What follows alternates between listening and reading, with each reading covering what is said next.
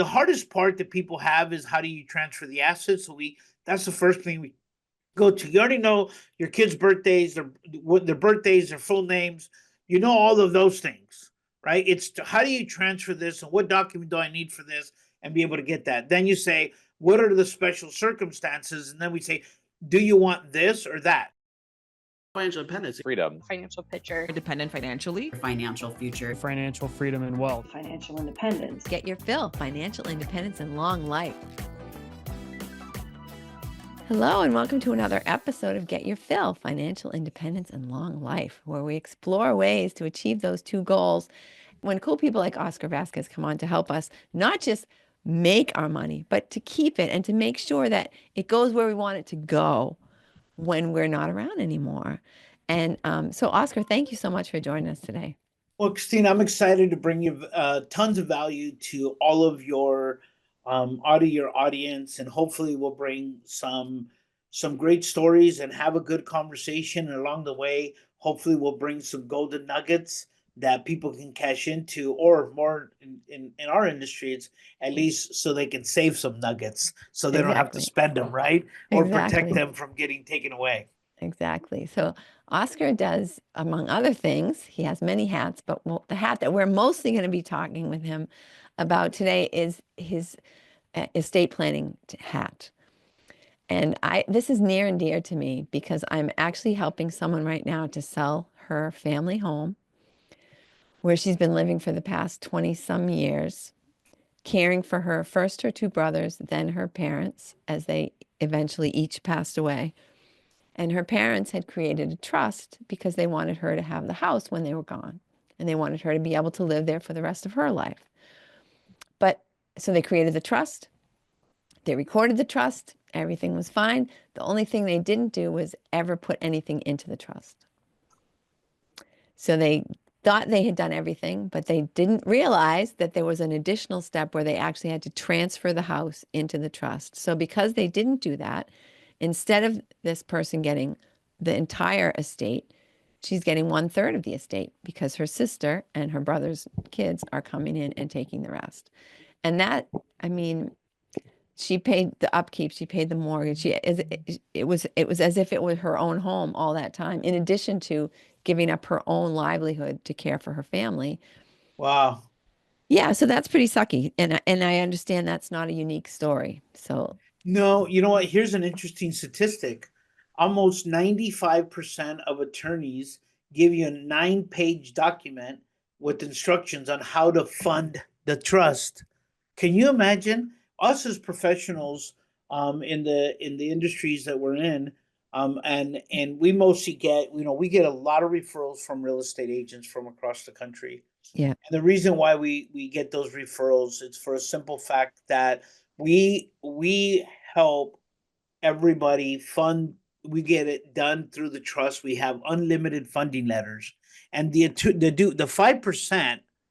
Let me go. I'm going to go 2 steps back, and then I'll tell you about the mechanism. I think the first thing that we have to understand is what is a living trust. And I broke it down to where a living trust is between you, the parents, right? Yep. Or the trustee, and the kids, the beneficiaries. Right. It's a contract between you and your kids that the courts help to enforce. And so that means that an attorney does not have to write it as long as you have the written provisions, the legal provisions and the legal wording, in other words, in the estate plan. Now, that is knowing in that in itself, as long as it's been done. Now, we have all the wording for about 50 states. And we haven't had we've done living trust in almost every state, and everyone has been recognized by the courts as written documents that are appropriate. So one, to get that out of the way, do you need to be an attorney? Then the second thing that I want to educate, and then I'll give you the functionalities of a living trust and the checklist that you should look at and who should have it. The first thing that Then another definition that I want you to know is the difference between a will and a living trust. And the simplest way that I could explain the difference between a will and a living trust is a will is a 2-page document that says, I love you, I give you everything I own. And it's used for the courts to decide on what happens to your assets. So that means it's an instruction to say, please, Your Honor, please, government, decide to give my assets to my kids. Please. Doesn't prevent you from going to court.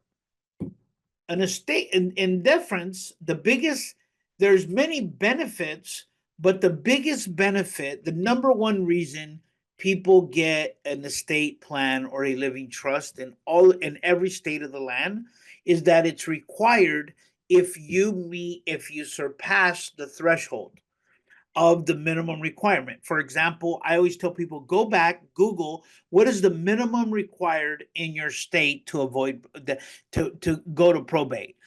And in California, it's 184,000. In Utah, it's 100, and Colorado, it's 60. Every state has a minimum requirement. So I always tell people that's the first and the biggest benefit people get, and knowing the difference between a living trust and a will. So now that we understand that a will does not prevent you from going to court, it can give you assets. There's there's every circumstance that we have. Now that we know that, I want to talk about, I want to give you a list of things that, then before I go into the list of things that you need to prepare for or know who should have a living trust, the things that make a living trust a living trust. Now, the living trust is, first of all, it's an agreement. Now, not all trusts are created equal. You need to have a comprehensive living trust. And the difference between a comprehensive living trust has about 12 documents, on a total of 12 documents, depending on how deep you want to go. It's a subtrust and additional things depending on the needs of your family. But every question adds an additional provision. So what makes a living trust a living trust is there's three things that has to be in play, and mechanisms to be able to have a living trust. One, it needs to be signed in front of a notary. Two, it needs to be signed in front of two witnesses, so it's never challenged. Yeah. So the court needs to have beyond reasonable doubt that you are the person that executed it, right? And then the last thing, to have it be a living trust, it needs to be recorded. It needs to let people know that you have it. And then in order to make it a living trust, you have to fund it. That means you got to put assets. You got to put assets into it so it gets protected. I'll give you an example. In California, when you die, if you have an excess of $60,000 in cash, your account is frozen until you go to probate. So it's like, you mean you can't have more than 60,000? No, you can have more than 60,000. It just means the court's going to decide because probate is a public process. They publish your assets. They publish, so Joe Smith just died. He had $1.6 million in assets. If he owes you money, please come forward. If you're an adopted children or you had an agreement, please come forward so we can come in and do that. And I'll share a couple stories that we've had from previous clients that the gentleman had almost $6 million in real estate. And he had a previous family in Texas, but he moved to California, and it was a terrible thing, but they had 3 children. When he died, bless you, when he passed away, they had a probate hearing. Those kids showed up and said, he was my father. And it's kind of the same thing of what happened to your client that you're helping with. he was my father and we're entitled to a fair share. That $6 million that could have went to 3 children just got divided by 6. Everybody walked away with $1 million, even though they never cared for him. They never called him on his birthday. They never did anything. The court decided to liquidate, put it into receivership, and liquidate the entire assets instead of keeping some of those assets. Yeah. That is probably the most heartbreaking story, that where you think, hey, I'm going to inherit $2 million. Oh, by the way, it's now only $1 million. Oh, and by the way, because we fought for 2.5 years, instead of 2 million, now it's only 1.6 because it cost us $2 million to fight it. Because the people that are going to inherit a large sum of money, the first thing they do is they find an attorney that says, I'll give you a percentage of whatever I win. Right? Unlimited. Now you have resources according to how big the legal firm is. Right. So that would be, I would say, the 3 things, and it's a huge mistake. So if you have a current living trust, my recommendation is 1, put it on your calendar, put it on a reminder, put it on the fridge, review it no more than every 36 months. And what you're going to review is 2, the list of assets that are in there. You should review what assets are in your living trust. Okay. What should be in there? Anything that has value. YouTube channel. Anything that has YouTube channel. You want to put, in today's world, you want to put your social media accounts. All those are called digital assets. For those of us in the people business, those are digital assets. They continue to generate views and leads. That's a digital asset. Your social media accounts. I would say your retirement accounts. Your real estate is a must-have, right? That is, if you own real estate and you don't have a living trust, it could only be for one of 2 reasons. 1, you don't care about your kids, or 2, you don't know. I can't think of any other reason why not to have a living trust if you own real estate. And there is some people say, them damn kids, they never call me anyway. So let them pay for Let the courts have it. Yeah. But even then, you don't want to give it to the court, to the government, give it to the SPCA or something, Yeah, to an organization, right? Yeah.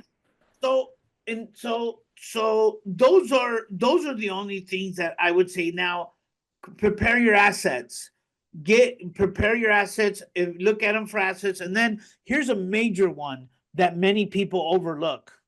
A major provision that should be put in there is provisions when your kids get married to that tattooed son-in-law, right? I call it the tattooed son-in-law story because we actually had somebody, I'll tell you a story. Him and his wife, great customers of ours. We manage great clients for many years. And his wife and his daughter went to Puerto Vallarta, got in a car accident and passed away. He called me about 2 months after and said, hey, my daughter, and I've been away, but my daughter and my wife passed away. Can you help me log in? He was an older gentleman, very like in his 80s at that time.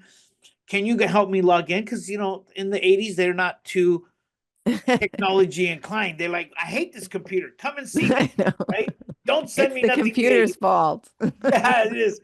So what happened is he said, hey, I want to update it. I want to make sure that kid doesn't end up with my daughter's money if I were to pass. He had a very substantial nest egg from his retirement. He was an engineer at MGen, and his wife was a chemist, so they had very nice retirement accounts. Very nice. And they only had 2 kids. Great kids. And he said, I want to make sure that he doesn't get it. I want to add that provision to make sure that my estate bypasses him and it goes to my grandchildren or her portion of it. Now we put that question into the estate document preparation. Now we put that question in upfront, so that never happens again. So we put that in there. So we put that provision when the comprehensive living trust gets on there. So what happened? He says, hey, prepare. I said, no problem, Mr. Bishop. I'm going to handle that for you. when do you want to come in? He goes, well, I'm going to go to Texas. I'm going to go see my sister. She's not doing well. And then when I come back, have everything ready for me. No problem. He didn't make it back. He Oh got my a heart God. attack in Texas. Oh, that's awful. Now the son calls me and says, hey, I just got notified. My dad's in the hospital. He passed away. Did he ever, the son-in-law's name was Larry. Did he ever do the update for my sister's trust to exclude Larry? And he says, we prepared it, but it wasn't signed. And so now That's Larry awful. and I saw him around town the other day. He's driving a $100,000 truck, towing about a $70,000 boat. And I hope that Mr. is probably turning in his grave right now, saying, I wish I would have did it now. But those are the stories that I think with time we start learning. So one, if you have sorry, I see a squirrel and I just get off topic. So, um, so the provisions, something happens in the family, right? Something happens in the family. You get a new grandkid, you get run into some money, and you need to update it, right? And you want to be able to check that at the minimum every 3 years. Now, the difference between using an attorney and our software at estate.prep.com is that an attorney is going to charge you another 12 to 1800 to update it. With our software, you pay 129 and you could do what's called a restatement, because a contract or a living trust cannot be amended or changed. It needs to be redone. So it needs to pile on. So example, you did it May 1st, 2020, and now you're updating it in January 2025. So they would say all the provisions in 2020 are now updated according to 2025, and these provisions are excluded, and now these are updated, and now it becomes a pile on. That's why the young people that start a living trust early, their living trust becomes 6-7 inches tall because of all the provisions and all the changes that they did and all the updates that happened. Because as the older we become, the more assets we start to accumulate. We no longer want things, we want assets. Yeah. Right? We know, Right. so those are the things that I would say that you should prepare for and look at when you have a living trust. Yeah. Can you just what are the differences? I know some people are confused about the different types of trust, like revocable versus irrevocable versus living. Can you just talk about that a Yeah. little bit? Okay. Irrevocable trust means once you put assets in, you can't take it out, you can't change it. It's done. No matter Right? what. No matter what. There is some cases that I've seen people create an irrevocable trust. It was for two kids. One was a special needs child, Hmm. and the special needs child, and the other one was a recovering alcoholic or recovering drug addict. And the grandparents were already old, and their parents died, and they raised those kids, and they wanted the irrevocable trust. So that means you can't take assets out. You can't take assets out. The only way to get them out is to liquidate them. But if the living trust says you can't liquidate it, you can't liquidate it. It goes into management, right? Like the assets go into management, the property goes into management. That's how they, that terminology that people use, what do they call it? Family wealth, or they call it legacy builders, so you can build legacies because the trust never changes. So revocable, irrevocable means that you can change it. Irrevocable means that you cannot change it. So revocable living trust means that it's a living trust that can be changed while you're alive. Okay. When you And then it pass, becomes irrevocable. and then it becomes irrevocable. Okay. Oh, that makes a lot of sense. That Yeah. is clear. That's actually pretty clear. And I just want to say, Oscar, that the way that you're able to bring all these things and I don't want to say dumb them down, but to bring them down to at least my level to where you can actually understand it instead of lots of, lawyer speak. It's very refreshing. Yeah, because I'm not a lawyer. I'm a person, right? Oh, a I mean, we're human. No not. wonder. That Yeah, explains yeah, yeah, human. No, it. right? It's not AI. But we do have. Just so you know, if anybody has any questions, we have an artificial intelligence receptionist that works 24 hours a day, 7 days a week, and you could call and ask as long as you're in the state of the land. You say what state you're in, and then she'll give you references about estate planning.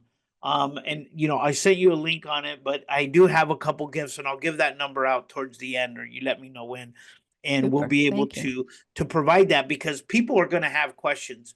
And so even though I'm in the people business, I love people, and sometimes I give I always say here that's my 2 cents. My wife goes, well, you gave a quarter because you don't stop talking, but but we do those, and you can talk to the AI. She won't pressure. She's not going to pressure you. It's an artificial intelligence, and she's there to give you information, to educate you, guide you in your current situation. And if you want to talk to me, she'll schedule something, or you get on there. So that would be how it is. Now, what differentiates us from an attorney? I'm going to tell you. One is we're not attorneys. Two, we charge a fraction of the cost.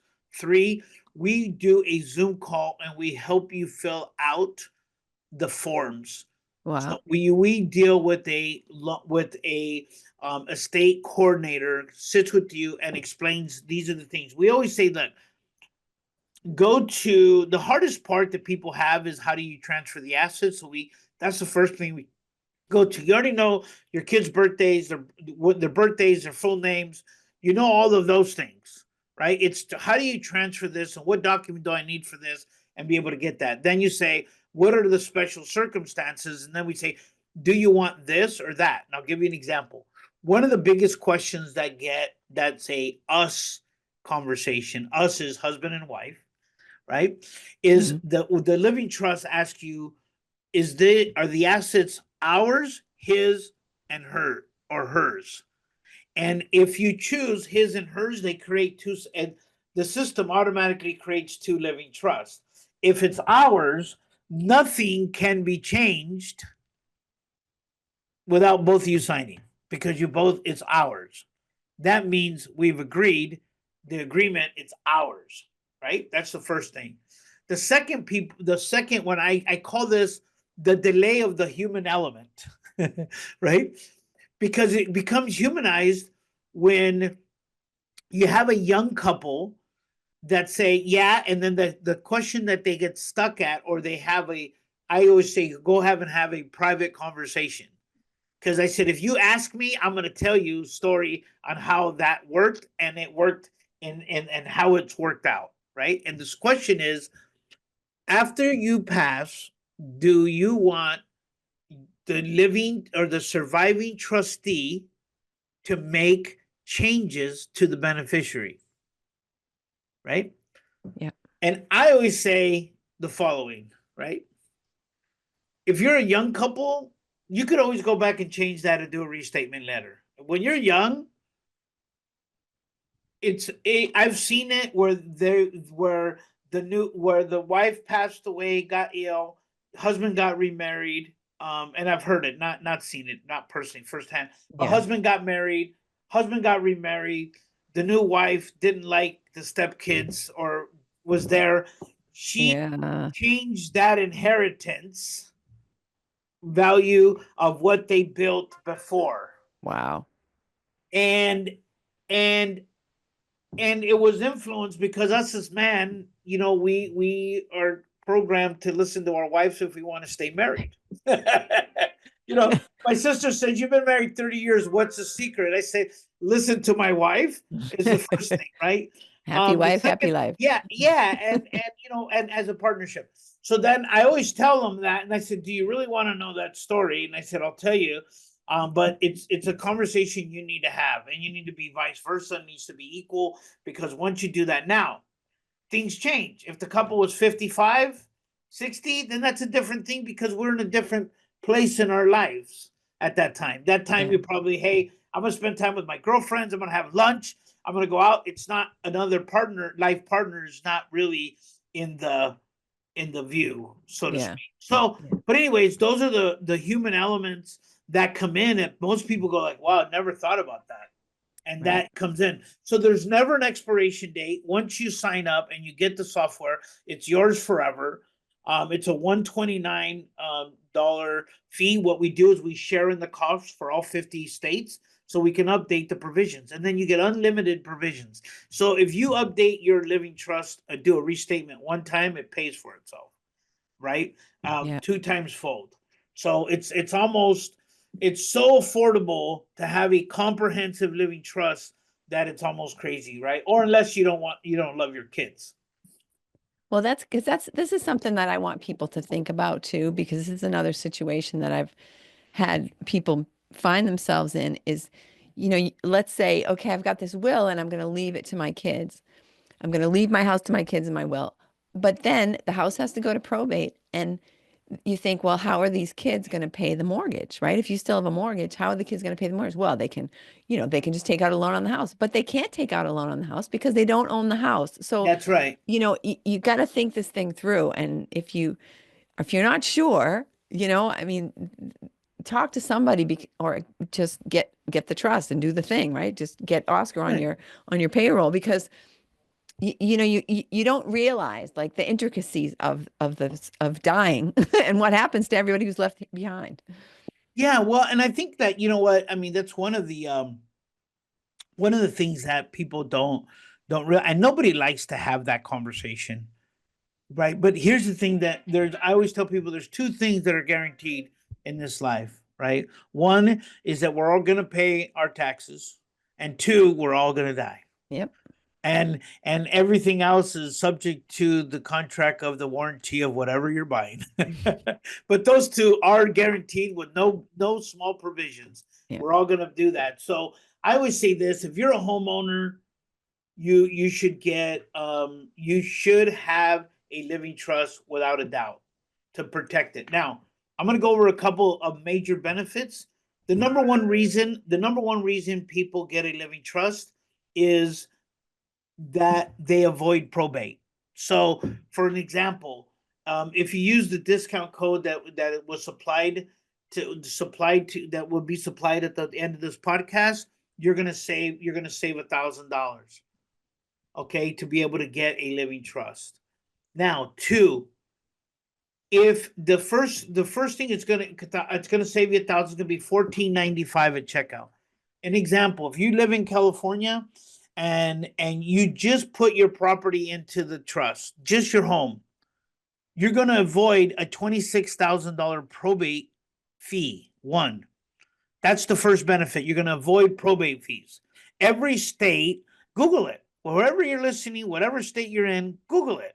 What are the average probate fees for my house if I do that? Google it. So 1,400 gets you 26,000 in California, right? Saves your kids, because you won't be able to use it. But that's the first benefit, the most thing. The second benefit is that your cost basis now goes from what your parents bought the house for to when they passed away. Right. That's why huge difference. every single time somebody passes, the first thing that people that have a living trust says, I need a valuation on the house. I need a valuation. My mother just died. I need some type of value, something there to be able to give that. And that's another reason why people that live in, well, we've had customers that their parents lived here in California. They were in Tennessee. They said, hey, dad's house is now worth $1 million. I haven't been to California in 10 years. Sell the house, because they get no taxes because it's in a trust. So the tax basis, the second reason why most people get a living trust is they want the kids to take advantage of having the new tax basis. Okay, that's the second reason. And the third reason, which should be the number one reason, is that it prevents your kids from arguing about what you wanted. Nobody has a doubt on what you wanted, where you wanted to get buried. Where you wanted to get buried, and any special gifts that you want to leave behind, and you want to make sure people get them. You put those into the living trust. Those are the top reasons why people get a living trust, right? And I always tell people that there's the limitations, or I guess if I had to put, what are the number one questions because what is the limits to a living trust? And I say the provisions that you can add to a living trust are only limited to your imagination, right? You can put restrictions, and I'll give you two stories that are aha moments for me. One of them was, because we work a lot with educators, was the educator had a um a drug addicted, or was recovering drug addicted son, and he falls on and off the wagon every now and then. And so one of the provisions you want to put in the living trust is that he doesn't get his inheritance in completed. He gets it over monthly payments, and he puts it into an annuity, so he gets monthly payments. But one of the provisions is that he has to go to a registered clinic to be able to get a blood test, and he needs to show that there is no dirty drugs in his system, or he doesn't get his money that month. And I was like, wow, that's deep, right? But that just goes to show. And I said, when she did that, and I said, yeah, well, I said, that's deep. And she goes, you know what? He's going to be sober whether I'm here or whether I'm not here. He's going to hear me. And I said, well, that's definitely going to be heard. And the second provision that I saw, which is on another educator that had a special needs trust created for her special needs child, where she allocated, she put it in now, she put it into an annuity, she put $10,000 into annuity, and she wanted those funds to be specifically used to take her child to an amusement park once a year for 4 tickets, and all expenses paid from that account. I said, what? Oh, that's cool. And I said, really? She goes, you know what, Oscar, I'm gonna tell you, it's a whole ceremony. We have a countdown for That's every cool. day that we have, on how many more days so we go back to an amusement park. I said, really? And you go to the same one? She goes, we go to different ones every year. But we always go back to Disneyland at least every 3 now. The special needs child she's not a child anymore, she's a young adult, but she's now 22 years old. And she said, and we've been doing this since she was 10, and every year we have a countdown. I said, wow, you should put that in the trust, so whoever ends up having a guardianship of her can continue that. She goes, you know what, that's a good idea. Let's add that. Where do I add that? Right? So those are two provisions that I thought were super creative, but were very mindful. And it showed that, how much love and care you have for the loved ones, that you're willing to go over and beyond. It's not that you control them from the grave. I think it's you showing them love, that, you thought of them, even when you're not here, you're still thinking of them. So That's those are probably the two fantastic. biggest stories. Yeah, so you're just limited by your own creativity. Yeah, own creativity. Yeah. Cool. That's a great tradition too. I love that.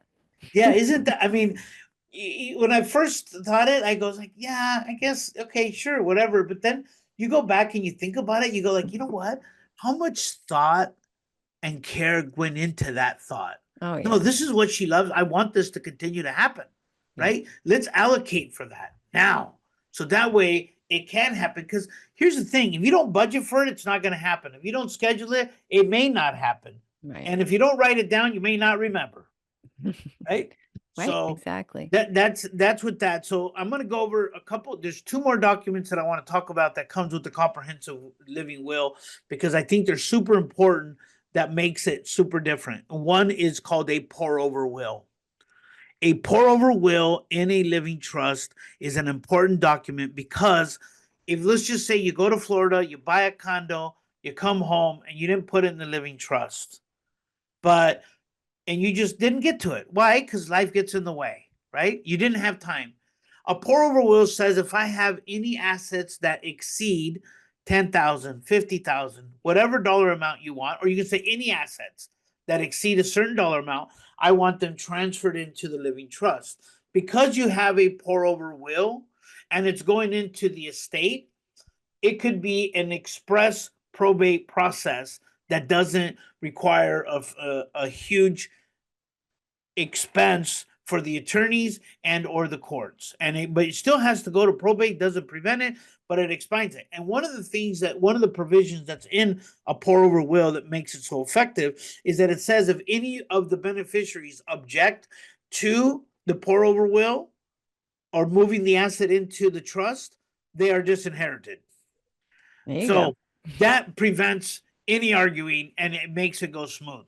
And the second document that is super important if you have young children, you need to write this down. You need to have a guardianship plan in place. Yeah. If they're under the age of 18 in the state of California, they go to what I call children jail, which is social services, Yeah. right? And that is a trauma nobody should want for their kids. Yeah. Nobody. And it's a simple document, but it's so powerful because there's 3 sections that should be in your guardianship agreement. One, it's a temporary guardian that you need to decide, and you need to put 3 people on there. Number 1, number 2, and number 3. If case number 1 is not accessible, number 2 or number 3, and they all have a copy. Temporary guardianship, which is anywhere from 3 to 6 months. Number 2, the provision that you should have is who do you want them to be when you pass? Temporary is if you become incapacitated, but you're still alive. Yeah. Permanent means you are no longer here. And then the last provision that you need to have on there is it's called the exclusion. And I call that the drunk uncle exclusion, right? You don't want your kids going to the drunk uncle, right? So you want to say if and it's to be funny, but you know, if there's anybody in your family or loved ones or someone that you don't want, you can put that in there, that's not what you want. Yeah. The guardianship seems, you know, the social services arena is so backlogged that if you have an agreement, you did it. I've never seen a court overturn that or not want that, because they're going to say she took the time or they took the time. And I say she because it's mostly mothers that take this spearhead and say, this needs to happen. John, get in the car. We're going. We're going to get this done. But anyways, those are probably the most important documents that you guys should have. So that's what we have, and I would say that that's the basics of a comprehensive living trust, why you should have it, who should have it. And the only reason why I would think that anybody should not, if you own a home, the only reason why you don't is, you know, is a unknown to me. That would be the biggest question of ever. Why didn't mom do that? Yeah. Well, it's ignorance, I would say, in most cases, right? But after they've listened to this podcast, they can't claim ignorance anymore. So, Well, once you know, you can't unknow, and once you've seen Exactly. it, you can't unsee Can't it. unring the Right? But bell. thank you for adding the value of bringing awareness. You know, we're on a campaign. We're on a nationwide campaign, and to try to get on to, the goal is to get on to 500 podcasts in the next 12 to 18 months to be able to share this topic, because 68% of homeowners in America do not have an estate plan, and 100% of them are going to go to probate. Let's save the money, save it for our children, right? exactly. That could be our goal, is to put the probate courts out of business. Yeah. Oscar, this has been fantastic. So I think we're at the time where I want to ask you if there's something I didn't ask you that you wish I would have asked you, or something that you just want to make sure that people take away. And I certainly would like you to include the discount code in that conversation. Yeah. So there's 3 things, just 3 gifts that I want to give. The first gift is I want to give the gift of communication to talk to artificial intelligence. And that's calling the 805-909-4689. If you want to have a conversation with no pressure sales. We're not here to sell. We're here to educate, to get educated 24 hours a day. She never takes days off, and she answers the phone every time. Well, unless when there's no power in Southern California, right? That's the first thing. The second thing that I like to give away is I like to give away a coupon code for the first 10 listeners. The first 10 listeners that want to take advantage and take action, you can go to estate.prep.com. That's estate.prep.com. Go to get your purchase, and then you can use discount code Get Your Fill. Get Your Fill will be your discount code. to be able to receive a $1,000 discount off of your living trust. Instead of it checking out at $24.97, you check out for $14.95 for a lifetime access to the software. And the third and final gift that I want to give is I want to give you a free comprehensive estate guide. And that entails all of the hard questions that will eliminate the human element of delay, because it asks all the questions of where you want to be buried and who do you want to have on there, and it has a form that you can use. And I always tell people, print it out on a piece of paper and carry it with you. It'll come to you. If it doesn't come today, it'll come. But I always tell people, don't wait until it's completely filled out. If you have one, just get started, do one. You could always do a restatement. We could always add it. It costs nothing. But the most important thing is not to have a living trust that is not actionable or that is not functional for you to save you your time and money. And those are the three things that, and for written information, you can go to Estate Doc Prep, and there's a lot of information, FAQs, and a lot of information there. But I just want to say thank you for allowing me to come to this podcast and helping me on my crusade to be able to give people the awareness that they need, because once you know, you can't unknow. To do something yesterday will never come because it's already passed. Tomorrow is not a gift because we don't know, but the present today is the best day to get started in your living trust. So take action, make it happen. The first 10 people save $1,000, and you never know. I could be your trusted estate coordinator, and I'll be there to help you explain it, and I'll tell you all the stories that you need. Awesome. Thank you so much, Oscar. You've shared a lot of great information. I really appreciate it. Great. It'll be great value for your people. Thank you very much. And thank you, listener, for listening. Hey, if you know anybody that might die someday, why don't you forward this episode to them? Because they will really thank you. I guess we can say anybody who has any assets that might die one day, please forward this episode to them. Oscar will thank you. I will thank you. But more importantly, your friend or whoever you forward this to will thank you, because it can just save such a mess. And it's so important to make sure that your wishes are followed after you're gone. And be sure to join us next week to see what we have in store for you. Have a super week.